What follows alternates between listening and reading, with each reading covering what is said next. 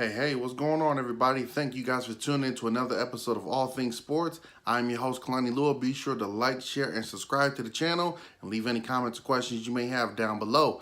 So, the NBA season is off and running, and we got some pretty interesting storylines already in the very early season. We got the suspension of Chris Paul, Rajon Rondo, and Brandon Ingram after their altercation the other night in Staples Center when the Lakers home opener debut. The Rockets go on to win the game.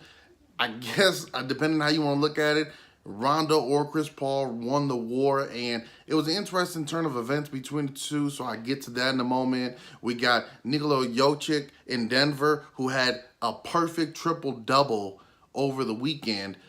Perfect from the field, no turnovers. First player to do that since Will Chamberlain did it. And how does he follow it up? He just leads the Denver Nuggets to a 198 victory over the defending champs Golden State Warriors the following night, scoring 20 points, 11 rebounds, 6 assists.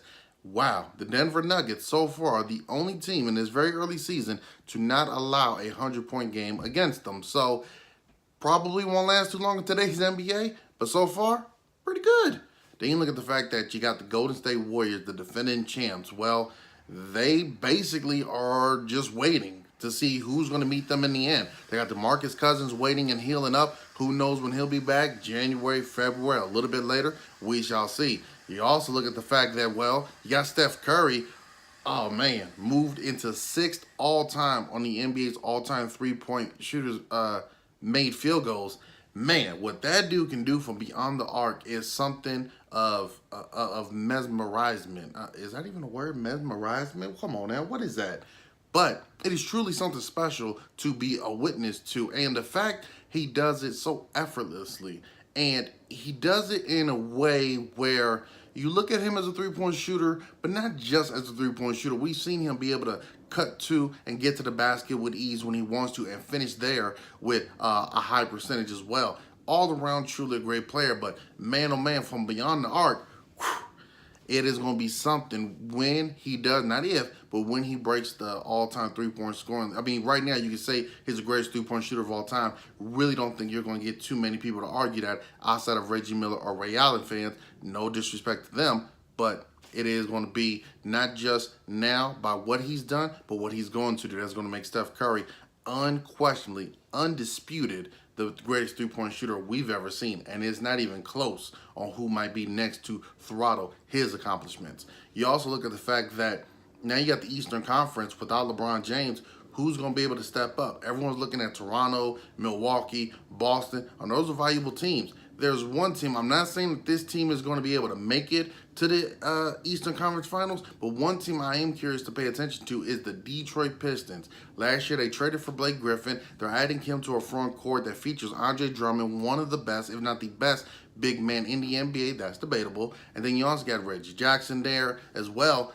If they could find a nice balance in how Drummond and Blake Griffin are able to offset one another with the scoring and the rebounding, and then Jackson's able to stay healthy, I really would like to see what the Detroit Pistons can do throughout the season. Again, I'm not saying that these guys are going to make the Eastern Conference Finals, but there's always one team that kind of surprises us.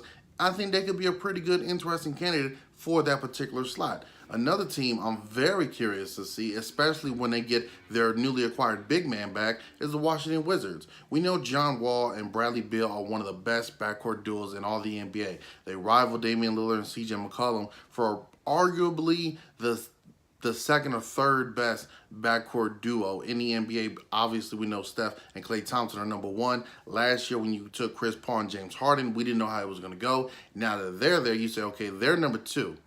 But then who's number three?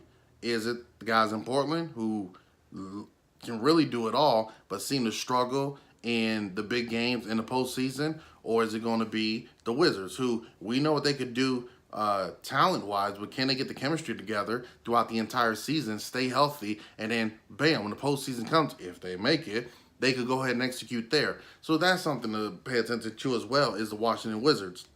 Now, what Kawhi Leonard in Toronto is doing is looking pretty good. Serge Ibaka's starting to look like, hey, maybe he's got a little rejuvenation and showing, hey, you know what? I finally found a place that I'm comfortable at. It's a system where I'm really allowed to exploit my talents and really go out there and show people that, yes, I still can play. We don't know how old he really is, but he can still put up some good numbers. Kyle Lowry's still there, and really underrated, underappreciated point guard. But those in the Eastern Conference, and especially those in the North, Canada, hey, they know just how good of a player he is. You got Kawhi Leonard now healthy, and he's just showing now. Again, this is all this is very, very early in the season, so I'm not trying to overblow anything. But we all know when Kawhi Leonard is healthy, he's one of the best players in the NBA, arguably the best two-way player in the NBA. You throw him out there with a nice front court presence now in Valanciunas and Ibaka. You got the backcourt presence of Lowry. Hey, Toronto could have something really special. Speaking of special, there's a young man down in Atlanta by the name of Trae Young who just did something pretty remarkable over the weekend, scoring 35 points and 11 assists in a game, becoming the first rookie to do so since Steph Curry did it back in 2010. He's also the fourth rookie to do it in the last 20 seasons. He's the fifth rookie to do it in the last 25 seasons. Who are some of those other rookies? Oh, I don't know. Some guy by the name of Jason Kidd. Heard he was pretty good. Allen Iverson. Not sure if you guys are familiar with him, but I'll watch a couple YouTube videos on him. Looked like he was a pretty good player, right? Maybe. Steph Curry, who I named, and a kid from Akron, Ohio named LeBron James. Again, I'm just saying, I heard he's pretty good. He plays for my Lakers.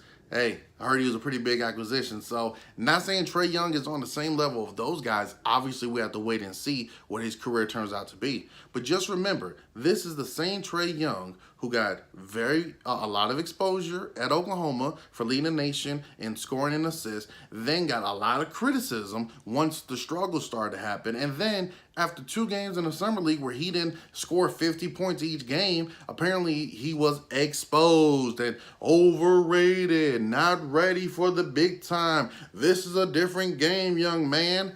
Well, it only took him a few games, and he already got 35 and 11. I say he's on a pretty good track to show that his NBA career, will it be the next Steph Curry? Will it be like Allen Iverson? That remains to be seen. But he's shown that he can play on this league. He can certainly play in this league. So all this overreaction that we had during a summer league, for that matter, hey, pump the brakes. As A.A. Ron once said, relax. So you got what's going down in Atlanta. You swift on over to the Western Conference now. You look at the Pelicans. Anthony Davis looks like he's on a mission to not only get the Pelicans back to the postseason, but to win an MVP. Is this his crescendo to say, hey, New Orleans has been real, but bon voyage. I'm on to sunnier pastures. I'm trying to go to the beach and enjoy some LA sun. Hey, crazy things have happened, right? Maybe, maybe not. We shall see. You also look at Minnesota and what's going on with Jimmy Butler, Andrew Wiggins, Karl-Anthony Towns. And to me, this is really one of those cases where it is a class of personalities. We all know there's different ways to lead and to go about things, but Karl-Anthony Towns and Andrew Wiggins have their way of going about things. Jimmy Butler has his way, and Jimmy Butler really does come off as having an old soul, being an old school type of player and mentality, which is totally fine. Old school, new school, they both work, they both jive. If you don't think the new school works, why don't you ask those guys over in Golden State? I heard things are working out pretty well for them. So I just think it's a matter of, when Butler came there, he wanted to be the alpha that took over the team. But I think Wiggins and Karl-Anthony Towns already knew, given our age and how high we were picked, no, we're the future of this franchise, buddy. So you come in here and be a terrific two-way player for us and be a veteran leader, but do not get it mistaken. We're commanding this ship. And it looks like things are going to be a little rocky there in Minnesota. So we'll see how things are able to play out there up north. Can they fix it? Will Jimmy Butler be traded? Will Tom Thibodeau finish off the season? Andrew Wiggins maybe be on the move? Who knows? We know Karl-Anthony Towns most likely is never going to go anywhere, at least until he decides he wants to leave. So that's something to pay attention to on if the dissension in the ranks will mess up the season, or in some weird way, will it bring them together and have them bond a little bit and focus and harness their energy towards their opponents and actually have a pretty good season.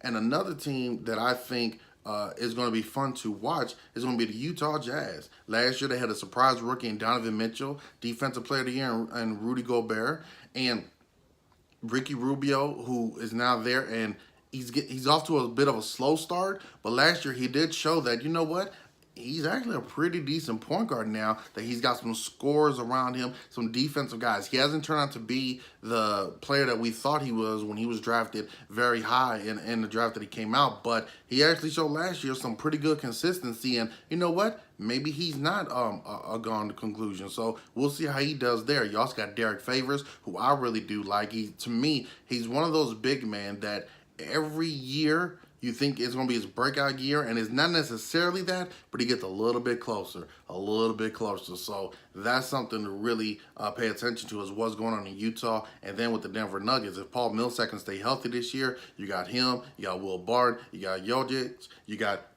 Jamal Murray, and you also got, what's the kid's name?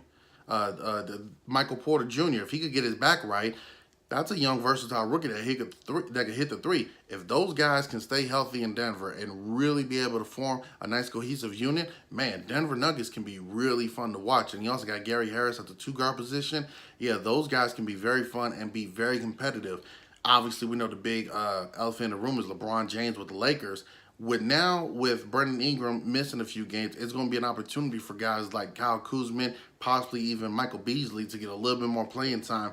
And look, I know everyone's expecting big things, but that's in the years to come. I think this year, it's all about seeing these young guys and how they respond to being in the big games, being in the spotlight. And one thing that the young players are going to have to learn, every single game, no matter who you're playing, you're going to get the other team's best shot. So they really have to come out and say, we're here to step up. We're the future of not only this team, but of the NBA. We're going to step up. Josh Hart is really stepping up to the plate and accepting that challenge and thriving in it. Kyle Kuzma is somebody who, I don't want to say he's a solo act, but you can tell that he's not afraid of the spotlight. He's not afraid to go out there and get his. Now, that could be good, especially when you need a second or third player on the floor that can go out and make buckets for himself. The bad part is if he tries to go out there and be too gun happy and pulls the trigger a little bit too often, and it takes the chemistry away from the team and it's not working. A big surprise for the Lakers has been the play of JaVale McGee, and what he's doing. I mean, right now he's leading the league in blocks per game. He's getting some dunks in there, and he's really shown that maybe his time with the Warriors really did help. And the fact that he's now with two organizations, in the Warriors and the Lakers, that especially the Lakers now, that have a bit more camaraderie, who have a bit more history of winning and have good people not only in the front office but in the coaching staff and amongst the players. They're able to keep him in line. Remember, he got a really bad rap for his time before the Warriors, when he was with the Wizards and Denver, and really just somebody who had all the physical tools to be an athletic specimen at the center position. But it would be his mental lapses where he would just make a bonehead play here, a Shaqtin' a Fool play here, and it really wore on him. Now you look at what he's done in Golden State, and you look at what he's doing so far with the Lakers, it really looks like he's found the perfect mold to say, okay, I finally got stuff together. The pressure isn't on me to be the next big, great big man. I just need to go out there and play my game, show my athletic ability, and do what I know I can go out here and capable of doing. Rebounding the ball, protecting the paint, and getting some dunks when need be. We all know what LeBron is going to do. So what the Lakers are doing now, I know they're still searching for the first win. Hopefully they get it against San Antonio tonight. But it's going to be a very peculiar ride the first year with the Lakers. Granted, they lost the season opener to Portland. Always tough to play out there. LeBron's lost all 4 of his season openers with the new team, though, dating back to his first year in the league with the Cavs, then his first year with the Heat, second time around with the Cavs, and this time with the Lakers. So that's nothing new. And his first year in Miami and his first year back in Cleveland, they made it to the NBA Finals, but they lost. So for the Lakers, you're in the West. You don't necessarily have a complete team that has every single piece and every tool that you need to beat the Warriors. But the expectation is not for them to make the championships this year. But given what they had next year, whether it's a Klay Thompson, whether it's a Jimmy Butler or Kawhi Leonard, Anthony Davis, or maybe two other top level players. You know, maybe not superstars, but two other star level players who could be on the brink of being potential future all-stars for years to come. If they can add those to the equation, man, we really are going to see something special there. So the NBA season is young. I'm going to bring you guys more videos a little bit more often. I wanted to just throw this one out there, kind of just get a quick preview breakdown of what we've seen so far. But again, I'm be showing more videos out here. They'll be a little bit shorter, I do promise. But thank you guys for tuning in. Be sure to like, share, and subscribe to the channel. If you have any comments, questions, complaints, what have you, go ahead, leave them down in the comment box, and hit me up on Twitter at KLua11 and on Facebook, my sports page, All Things Sports. That's All Things Sports on Facebook. Till next time, enjoy the games, and I'll holler at you guys later. Peace.